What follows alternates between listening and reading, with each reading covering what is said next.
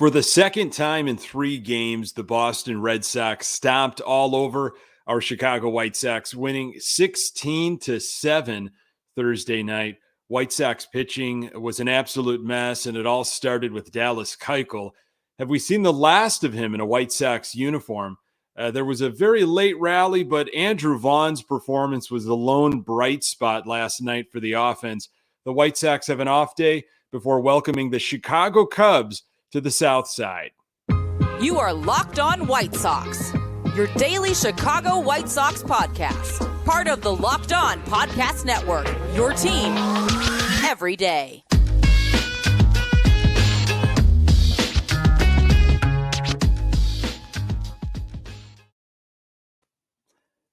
Hey, Sox fans, welcome to Locked On White Sox. Thank you for making Locked On White Sox your first listen each and every day. We're free and available on all platforms.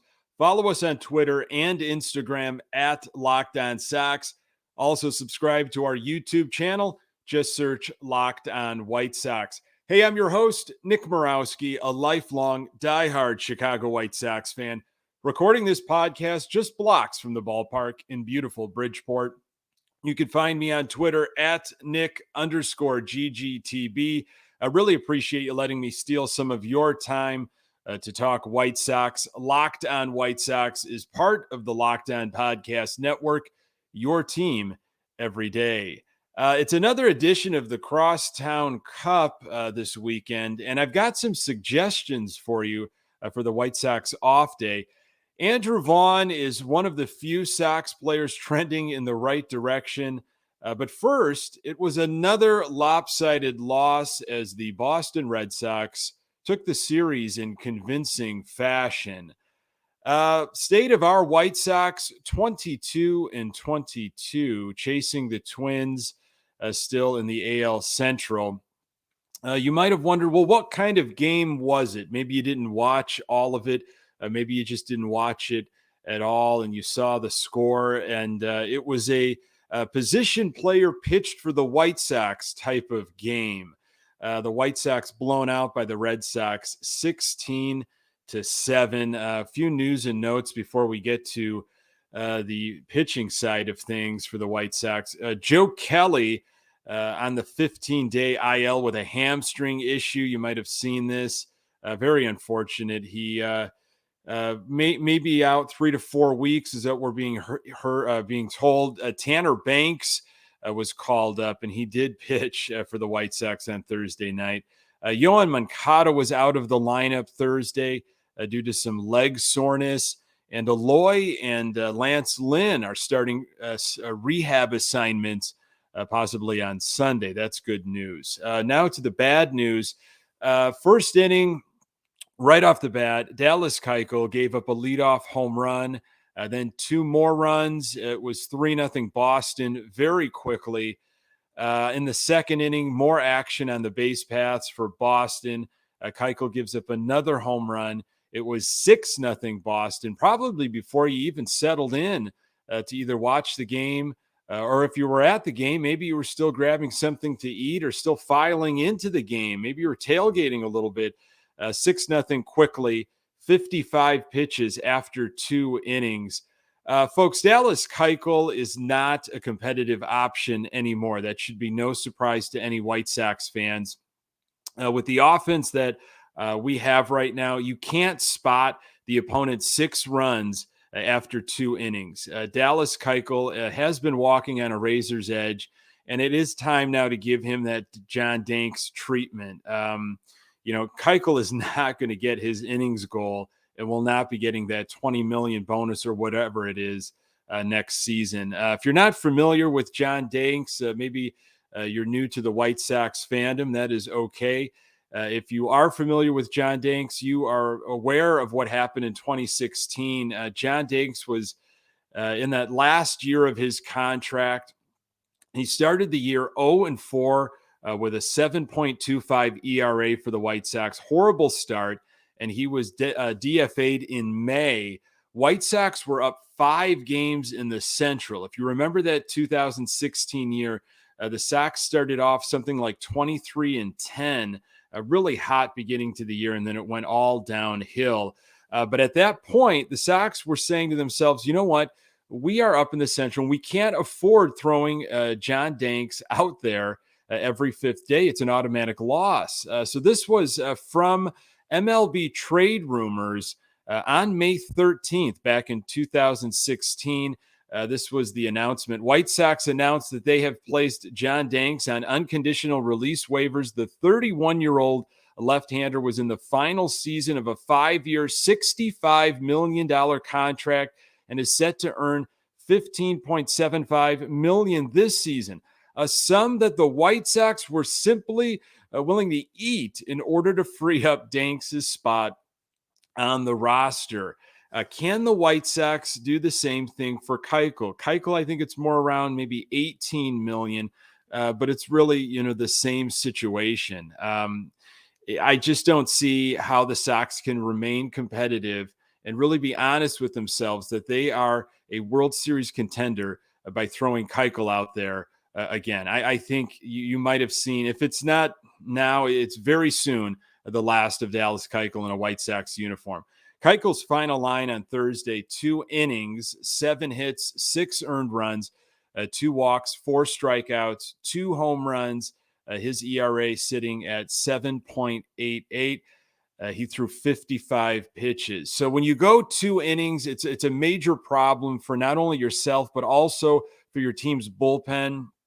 Thankfully, there's an off day on Friday, but it didn't get any better for the White Sox. Lopez was a bright spot. He entered in the 3rd inning. He gave 2 very nice innings. And then Ruiz came in the 5th. He had problems with command, threw 30 pitches. Boston, continued to chip away and add more runs. 6th inning, Foster.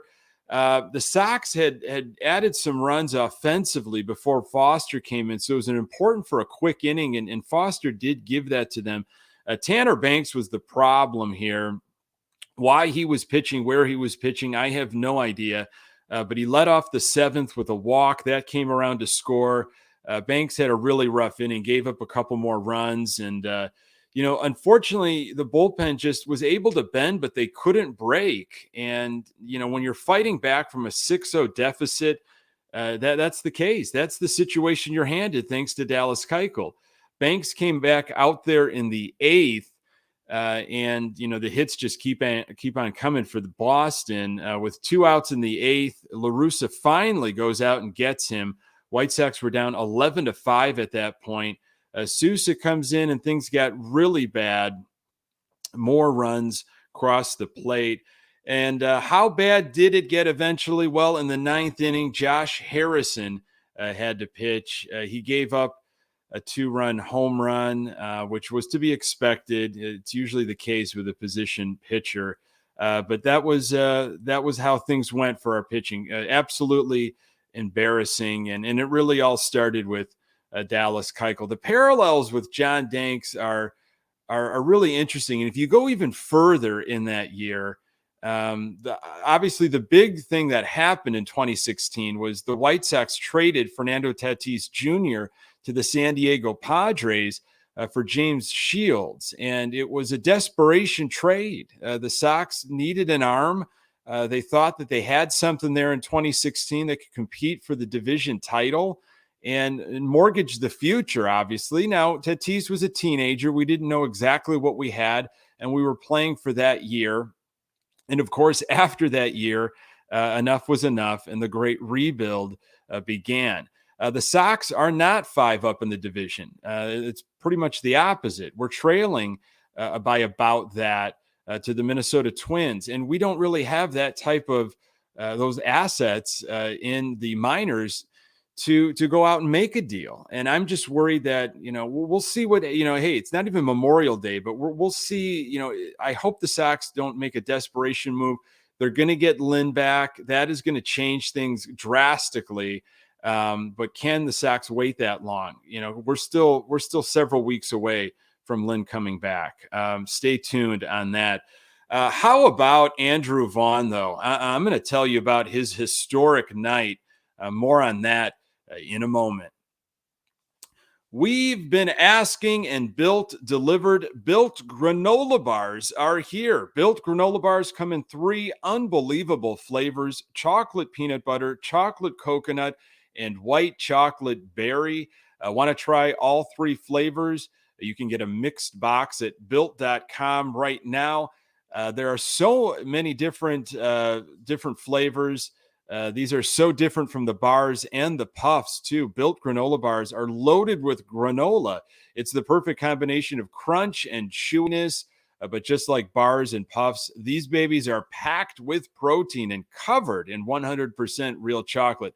With 150 calories, 15 grams of protein, and only 4 grams of sugar, Built granola bars will change your world. Built has cracked the code to better granola, and they are made with collagen protein, which your body absorbs more efficiently and provides tons of health benefits. So if you've been waiting for a healthy and delicious granola bar to hit the market, this is your time. Head to built.com right now to get the Built granola bars. 3 delicious flavors to try: chocolate peanut butter, chocolate coconut, and white chocolate berry. Go to built.com to get Built granola bars now. Use promo code LOCKED15 and get 15% off your order.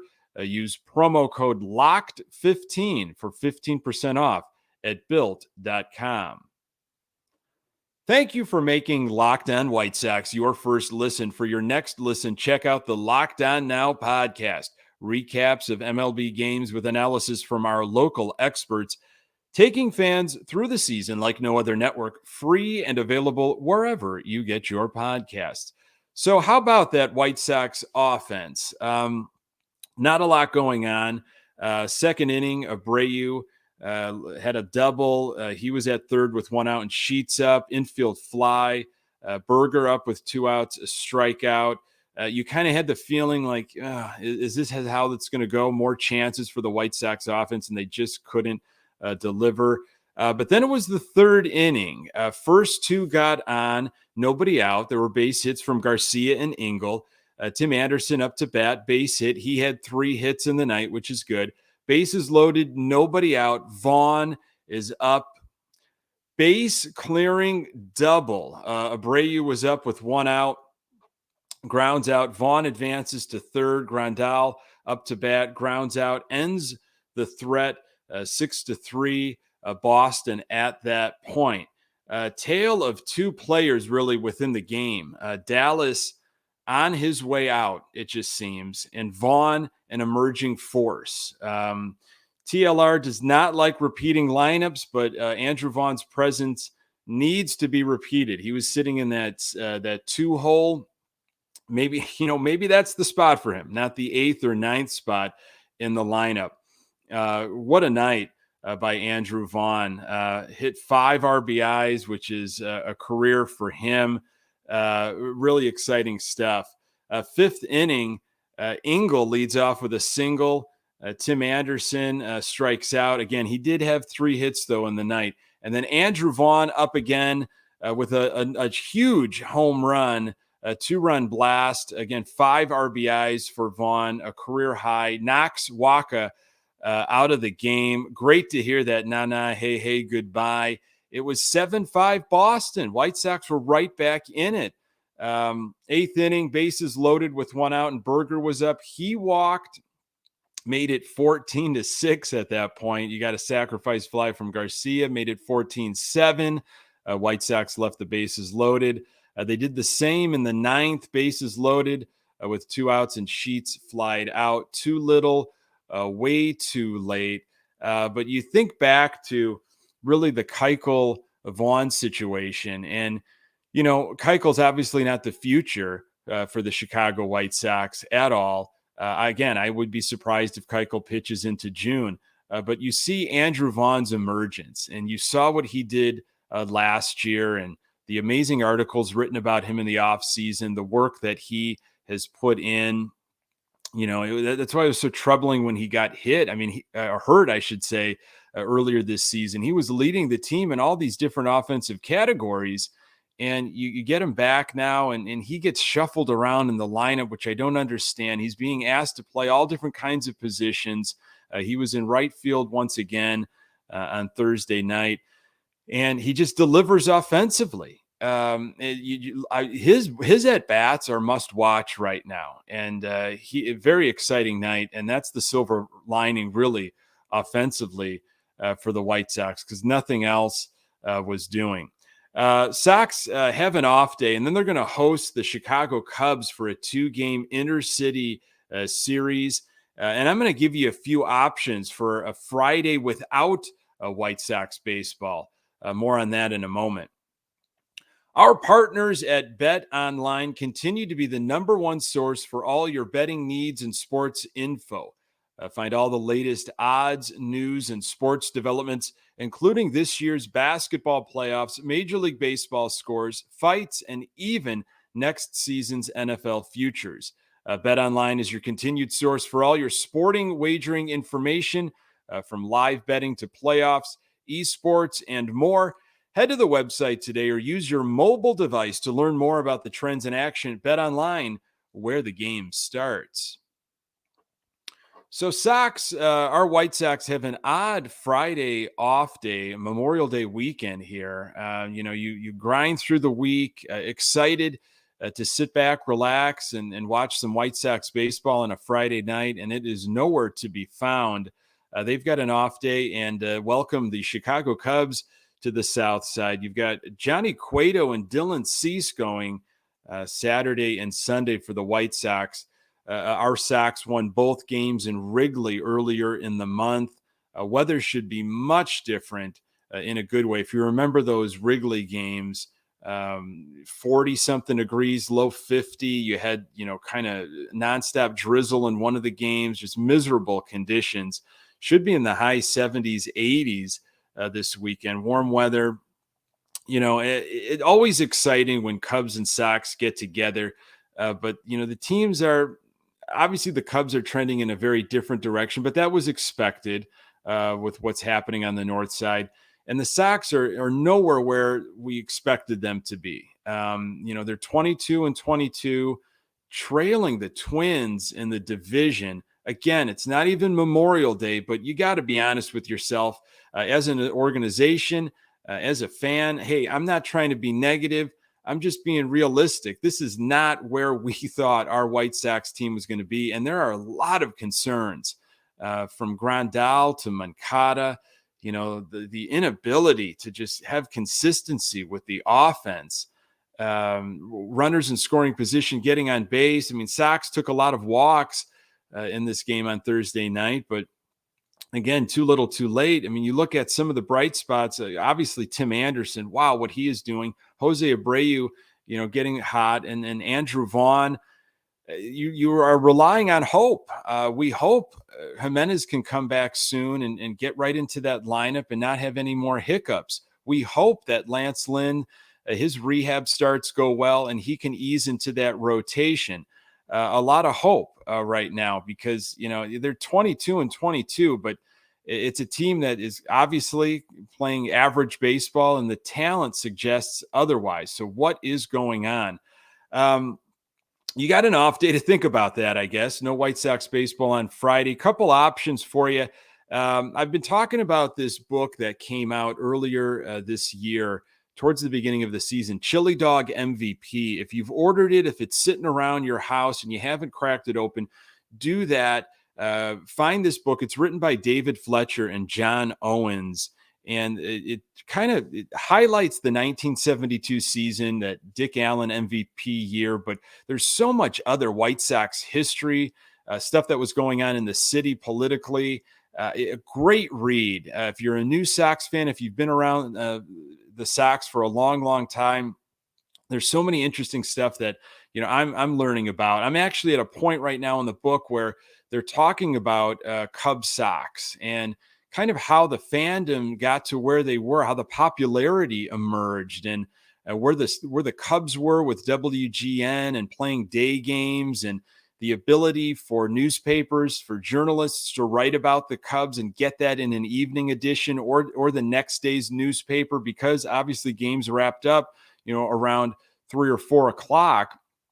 All Cubs home games, at that time were being broadcast, where Sox home games in the early 60s, home games were not telecast. Sox bounced around to a lot of different TV stations and radio stations, and fascinating stuff on how folks from all over the country in the Midwest were able to latch on to the Cubs because of their exposure on a power station like WGN. Very interesting stuff, especially with this weekend upon us. And then got to give you another option. If you haven't discovered Last Kaminsky on social media, find them on Twitter at Last Kaminsky. These brothers, Mike and Matt Flesh, have done some amazing documentary work on essentially the last season of Old Comiskey Park, which was 1990. They put out about a year ago or so a multi-part documentary. You can find it on YouTube.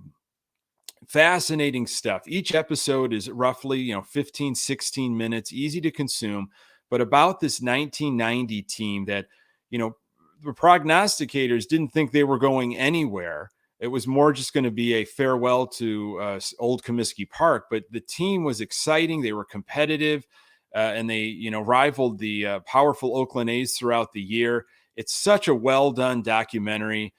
New fan, old fan, you will find so much intriguing information in this. The Flesh brothers have a new Last Comiskey documentary, kind of a part 2, if you will, coming out very soon. I've been able to watch part 1 and part 2. It is outstanding. So many interviews from former players from those late 80s, 1990 year. You're going to absolutely love it. Catch yourself up on some of the stuff that they have done on Twitter. It's at Last Kaminsky. They are always posting new little video clips and interviews, some wonderful stuff that they do, and their videos are accessible through YouTube. So a couple options on your off day or throughout the weekend, or whenever you have an opportunity that you want to dive into some more White Sox related stuff. Chili Dog MVP, great book, and anything that the folks Last Kaminsky have done, Mike and Matt Flesh, outstanding stuff. Folks, really appreciate you making this podcast part of your daily routine. You can find the Locked On White Sox podcast everywhere you find podcasts. We are on Twitter and Instagram at Locked On Sox. You can find me on Twitter at Nick_GGTB. Thanks for making Locked On White Sox your first listen. Now make your second listen Locked On MLB. Paul Francis Sullivan, just call him Sully, brings you his unique perspective on the major leagues past and present. It's free and available wherever you get your podcasts. Coming up in the next episode, I'll recap the weekend that was for our White Sox, hopefully talking about a sweep of the Cubs. Hey, really appreciate you making time for the Locked On Sox podcast. I'm Nick Morawski. Until next time, go Sox.